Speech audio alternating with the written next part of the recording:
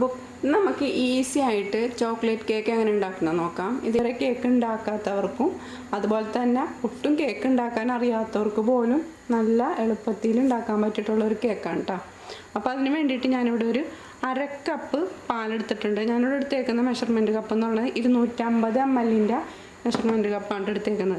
അപ്പോൾ നിങ്ങൾക്ക് വേണമെന്നുണ്ടെങ്കിൽ ഈ കപ്പ് നിങ്ങളുടെ കയ്യിൽ ഇല്ലാന്നുണ്ടെങ്കിൽ നിങ്ങൾക്ക് ഈ ഒരു ടേബിൾ സ്പൂണിൻ്റെ അളവ് വേണമെന്നുണ്ടെങ്കിൽ എടുക്കാം. ഈ ഒരു ടേബിൾ സ്പൂണിൽ കറക്റ്റ് ഒരു 6 ടേബിൾ സ്പൂൺ മൈദപ്പൊടിയാണ് ഇവിടെ എടുത്തേക്കുന്നത്. അതേപോലെ തന്നെ ഒരു 1/2 കപ്പ് പാലെടുത്തിട്ടുണ്ട്. ഈ ഒരു ടേബിൾ സ്പൂണിൻ്റെ അളവാണെന്നുണ്ടെങ്കിൽ ഒരു 11 ടേബിൾ സ്പൂൺ പാൽ കൊടുത്തിട്ടുണ്ട് കേട്ടോ. സ്പൂണിൻ്റെ അളവ് വെച്ചിട്ട് ഞാൻ ഡിസ്ക്രിപ്ഷൻ ബോക്സിൽ കറക്റ്റ് അളവ് കൊടുക്കുന്നുണ്ട്. അപ്പോൾ നിങ്ങളുടെ കയ്യിൽ മെഷർമെൻറ്റ് കപ്പ് ഇല്ലാത്തവർക്ക് വേണമെന്നുണ്ടെങ്കിൽ ആ ഒരു അളവിൽ നിങ്ങൾക്ക് ഈ ഒരു കേക്ക് ഉണ്ടാക്കിയെടുക്കാം കേട്ടോ. ഈ ഒരു ബൗൾ എടുക്കുക. അതിലേക്ക് നമുക്ക് തിളപ്പിച്ച പാലായാലും തിളപ്പിച്ച പാലല്ലെങ്കിലും ഒരു കുഴപ്പമൊന്നുമില്ല കേട്ടോ. ഏത് പാൽ വേണമെന്നുണ്ടെങ്കിലും എടുക്കാം. അപ്പോൾ ഞാനിപ്പോൾ എടുത്തേക്കുന്ന തിളപ്പിച്ച പാലൊന്നുമല്ല. അപ്പോൾ ഇതൊരു ബൗളിലേക്ക് ഒഴിച്ചു കൊടുക്കുക. ഇതേപോലെ ഒരു പകുതി ചെറുനാരങ്ങ പിഴിഞ്ഞു കൊടുക്കുക. ഇതൊരു 10 മിനിറ്റ് ഇതൊന്ന് മാറ്റി വെക്കാം. ഇതിലേക്ക് ഒരു 1/2 ടീസ്പൂൺ ബേക്കിംഗ് പൗഡർ ചേർത്ത് കൊടുക്കുക. ഒരു 1/4 ടീസ്പൂൺ ബേക്കിംഗ് സോഡ ചേർത്ത് കൊടുക്കുക. പിന്നെ ഇതിലേക്ക് 1/2 ടീസ്പൂൺ കാപ്പിപ്പൊടി ചേർത്ത് കൊടുക്കുക. പിന്നെ 1 ടേബിൾ സ്പൂൺ നിറച്ച് കൊക്കോ പൗഡർ ചേർത്ത് കൊടുക്കുക. 2 നുള്ള് ഉപ്പിട്ട് കൊടുക്കുക.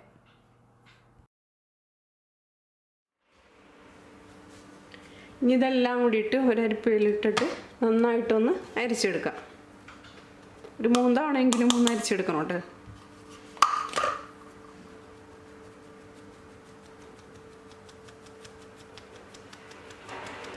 അപ്പോൾ നമ്മുടെ പാലിൽ ചെറുനാരങ്ങ ഒഴിച്ച് വെച്ചത് ഒരു 10 മിനിറ്റ് കഴിഞ്ഞിട്ടുണ്ട്. ഇതേപോലെ കട്ടിയായിട്ട് വന്നിട്ടുണ്ട് കേട്ടോ. ഇതിനെ പറയുന്നത് ബട്ടർ മിൽക്ക് എന്നാണ്. അപ്പോൾ ഇത് ബട്ടർ മിൽക്ക് റെഡി ആയിട്ടുണ്ട്. ഇനി ഇതിലേക്ക് ഒരു 3 ടേബിൾ സ്പൂൺ ഓയിൽ ഒഴിച്ച് കൊടുക്കുക. വെളിച്ചെണ്ണയോ ഒലിവ് ഓയിലൊന്നും ഒഴിച്ച് കൊടുക്കരുത് കേട്ടോ.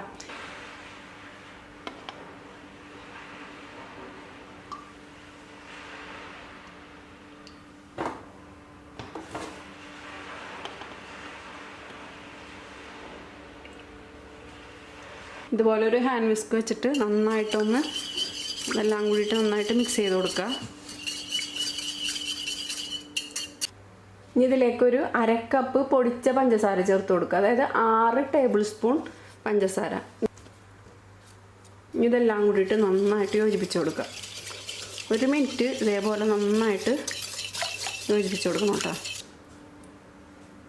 ഇനി നമുക്ക് നേരത്തെ നമ്മൾ അരച്ച് വെച്ചിരിക്കുന്ന പൊടി ഇതിലേക്ക് ചേർത്ത് കൊടുക്കാം.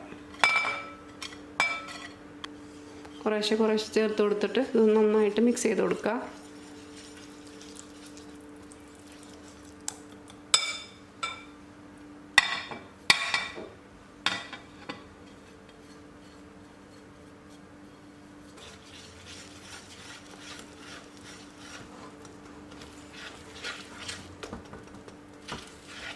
മിക്സ് ചെയ്തിട്ട് ഇതിൽ നമ്മൾ ബാറ്റർ നോക്കിയിട്ട് വെള്ളം പോരായ്ക ഉണ്ടെങ്കിൽ കുറച്ച് പാൽ ഒഴിച്ച് കൊടുക്കട്ടെ. ഞാനിവിടെ ഈ ഒരു കേക്ക് ഉണ്ടാക്കുന്നത് ഇതേപോലത്തെ ഒരു പാനിലാണ് കേട്ടോ. അപ്പോൾ ഇതൊരു 7 ഇഞ്ചിൻ്റെ പാനാണ് കേട്ടോ. അപ്പോൾ നിങ്ങൾക്ക് ഇതിൻ്റെ അടിയിൽ വേണമെന്നുണ്ടെങ്കിൽ ഓയിൽ വറ്റിയിട്ട് ബട്ടർ പേപ്പർ വെച്ച് കൊടുക്കുക. ഞാനിപ്പോൾ ബട്ടർ പേപ്പറൊന്നും വെച്ച് കൊടുക്കുന്നില്ല. കുറച്ച് ഓയിൽ തടയി കൊടുക്കുന്നുണ്ട്.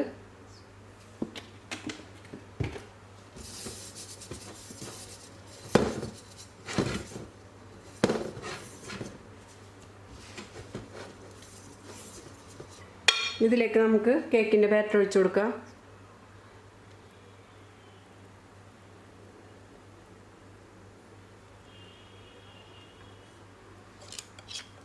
ഇതിലത്തെ എയർ ബബിൾസ് ഒക്കെ പോകാൻ വേണ്ടിയിട്ട് നന്നായിട്ടൊന്ന് കൊട്ടി കൊടുക്കാം. അപ്പോൾ നമുക്ക് കേക്ക് റെഡിയാക്കി എടുക്കാൻ വേണ്ടിയിട്ട് പാൻ വെക്കുന്നതിന് മുമ്പായിട്ട് ഇതേപോലത്തെ ഒരു ദോശത്തവ വെച്ച് കൊടുക്കുക. ദോശത്തവ പഴയ ഒരു പാനാ എന്തെങ്കിലും ഉണ്ടെങ്കിൽ അതിലിറക്കി വെച്ച് കൊടുത്താലും മതി. ഇത് നന്നായിട്ടൊന്ന് ചൂടാക്കിയെടുക്കുക. ഒരു ഹൈ ഫ്ലെയിമിൽ കറക്റ്റ് ഒരു 3 മിനിറ്റ് ഒന്ന് നല്ലോണം ചൂടാക്കിയെടുക്കുക.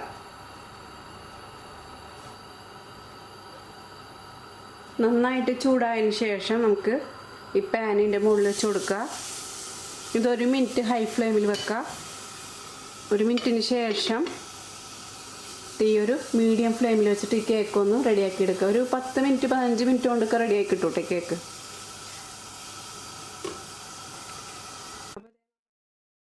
അപ്പോൾ അതേ നമ്മുടെ കേക്ക് റെഡി ആയിട്ടുണ്ട്. ഒരു 15 മിനിറ്റ് എടുത്തിട്ടാ.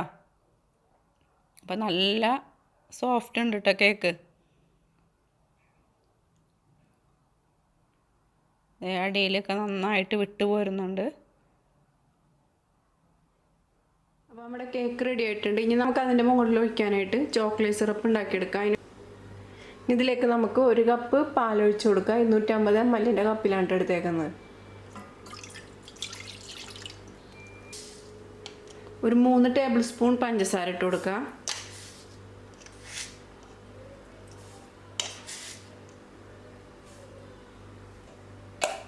ഒരു ടേബിൾ സ്പൂൺ കൊക്കോ പൗഡർ. ഇനി 1 ടേബിൾ സ്പൂൺ കോൺഫ്ലവർ ചേർത്ത് കൊടുക്കുക. ഇതെല്ലാം കൂടിയിട്ട് നന്നായിട്ട് യോജിപ്പിച്ച് കൊടുക്കുക. പാലിൽ ഇതെല്ലാം ഈ പൊടികളൊക്കെ മിക്സ് ആയതിന് ശേഷം വേണം കേട്ടോ ചൂടാക്കി എടുക്കാൻ വേണ്ടിയിട്ട്. ഇനി ഇതൊന്ന് നന്നായിട്ട് കട്ടിയാവുന്നവരെ ഇതൊന്ന് കുറുക്കിയെടുക്കുക. പിന്നെ കൈവിടാണ്ട് ഇളക്കിക്കൊണ്ടിരിക്കണം കേട്ടോ. ഇത് അടി പിടിക്കാനുള്ള ചാൻസ് ഉണ്ട്. അടി പിടിച്ച് കഴിഞ്ഞിട്ടുണ്ടെങ്കിൽ വേറൊരു ടേസ്റ്റ് ആവും. അപ്പോൾ ഇത് അടി പിടിക്കാണ്ട് നോക്കണം കേട്ടോ. ഇത് കുറഞ്ഞ തീയിലിട്ടിട്ട് വേണം കേട്ടോ ഇത് കുറുക്കിയെടുക്കാൻ വേണ്ടിയിട്ട്.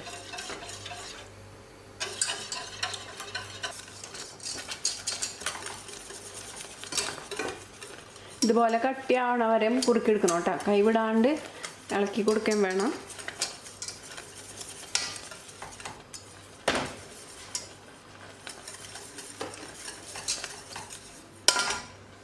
ഇതിലേക്കൊരു ചെറിയൊരു കഷ്ണം ഡാർക്ക് ചോക്ലേറ്റ് ഇട്ട് കൊടുക്കുക. നിർബന്ധമില്ല, നിങ്ങളുടെ കയ്യിലുണ്ടെങ്കിൽ ഇട്ട് കൊടുക്കുക കേട്ടോ. ഇല്ലെങ്കിൽ ഒരു പ്രശ്നവുമില്ല, ഇതേപോലെ തന്നെ അങ്ങനെ ഉണ്ടാക്കിയാൽ മതി. പിന്നെ അതുപോലെ തന്നെ ഒരു ചെറിയൊരു കഷ്ണം ബട്ടർ ചേർത്ത് കൊടുക്കുന്നുണ്ട്. ഇത് ചേർത്ത് കഴിഞ്ഞാൽ നല്ലൊരു ഗ്ലേസിങ് ഉണ്ടാവും. ഇതും നിർബന്ധമില്ല. ഇനി ഇത് രണ്ടും ഇല്ലാന്ന് ചേച്ചത് ഉണ്ടാക്കാണ്ടിരിക്കണ്ട കേട്ടോ. നമ്മൾ ആദ്യം ചേർത്ത് കൊടുത്ത ഇൻഗ്രീഡിയൻസ് മാത്രം ഉപയോഗിച്ചിട്ട് ഉണ്ടാക്കാവുന്നതാണ്. അപ്പം എൻ്റെ കയ്യിലുണ്ടായിരുന്നു, അപ്പോൾ അതുകൊണ്ട് ചേർത്ത് കൊടുക്കുന്നതാണ് കേട്ടോ. ഇനി ഇത് ഗ്യാസ് ഓഫ് ചെയ്യുക.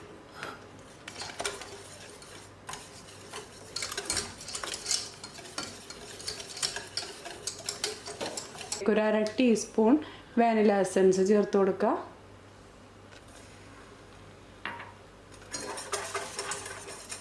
അപ്പോൾ നമ്മുടെ ചോക്ലേറ്റ് സിറപ്പ് റെഡി ആയിട്ടുണ്ട്.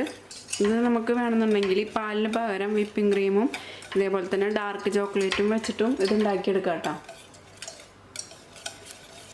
ഇതേ നമ്മുടെ കേക്ക് കണ്ടില്ലേ, ഇതാണ് കേട്ടോ കേക്കിൻ്റെ അവസ്ഥ.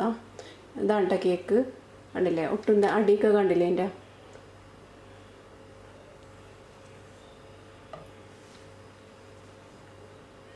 ഞാൻ ഈ കേക്ക് വേറൊരു പ്ലേറ്റിലേക്ക് മാറ്റുന്നുണ്ട് കേട്ടോ. എന്നിട്ട് ആ പ്ലേറ്റിൽ വെച്ചിട്ടാണ് അതിൻ്റെ മുകളിൽ ചോക്ലേറ്റ് സിറപ്പ് ഒഴിക്കുന്നത്. അപ്പോൾ അതായിരിക്കും കുറച്ചും കൂടി എളുപ്പം. കാരണം നമ്മൾ ഫ്രിഡ്ജിൽ വെച്ച് സെറ്റ് ചെയ്യേണ്ടതാണ്. വേണമെന്നുണ്ടെങ്കിൽ നിങ്ങൾക്ക് ഈ ഫ്രൈ പാനിൽ വെച്ചിട്ട് തന്നെ ചോക്ലേറ്റ് സിറപ്പിൻ്റെ മുകളിൽ വെച്ചിട്ട് ഫ്രിഡ്ജിൽ വെച്ച് സെറ്റ് ചെയ്തെടുക്കാം. പക്ഷേ ഈ പ്ലേറ്റിലാകുമ്പോൾ നമുക്ക് ഒന്നും കൂടി സൗകര്യത്തിന് ഫ്രിഡ്ജിൽ വെക്കാൻ പറ്റും. ഇനി നമുക്കിതിൻ്റെ മുകളിലായിട്ട് ചോക്ലേറ്റ് സിറപ്പ് ഒഴിച്ചു കൊടുക്കാം.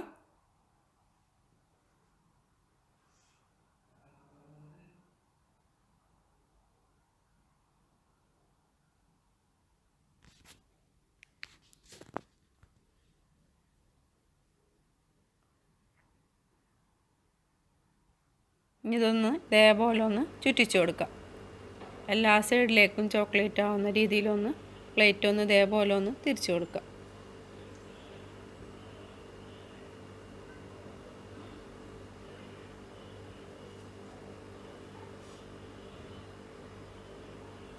അപ്പോൾ ഇത് നമുക്കൊന്ന് ഫ്രിഡ്ജിൽ വെച്ചിട്ട് സെറ്റ് ചെയ്തെടുക്കാം കേട്ടോ. അപ്പോൾ കേക്ക് റെഡി ആയിട്ട് വന്നിട്ടുണ്ട്. 3 മണിക്കൂർ ഫ്രിഡ്ജിൽ വെച്ചിട്ടാ. ഇനി ഇതിൻ്റെ മുകളിൽ കുറച്ച് സ്പ്രിങ്കിൾസ് ഇട്ട് കൊടുക്കാം. ഇതൊക്കെ നിങ്ങളുടെ ഇഷ്ടം പോലെ ചെയ്യാട്ടോ. എനിക്ക് അങ്ങനെ ഡെക്കറേഷനൊന്നും അറിയില്ല. ഒരു വിധത്തിൽ തട്ടിക്കൂട്ടണം കേട്ടോ. ഫോട്ടോക്ക് ഒരു ഭംഗി വേണ്ടേ. നിങ്ങളുടെ ഇഷ്ടം പോലെ നിങ്ങൾക്ക് ഡെക്കറേഷൻ ചെയ്തെടുക്കാം.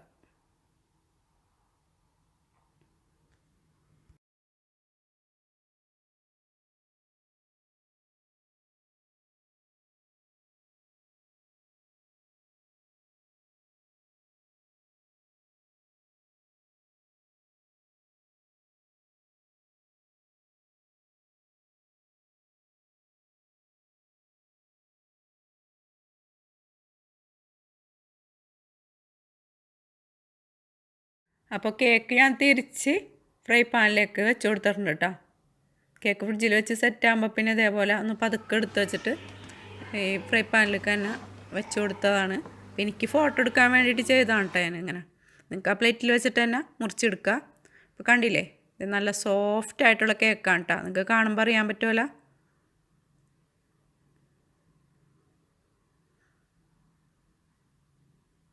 അപ്പോൾ നമ്മുടെ ഈസി ആയിട്ടുള്ള നല്ല സോഫ്റ്റ് ആയിട്ടുള്ള നല്ല ടേസ്റ്റി ആയിട്ടുള്ള ചോക്ലേറ്റ് കേക്ക് റെഡി ആയിട്ടുണ്ട്.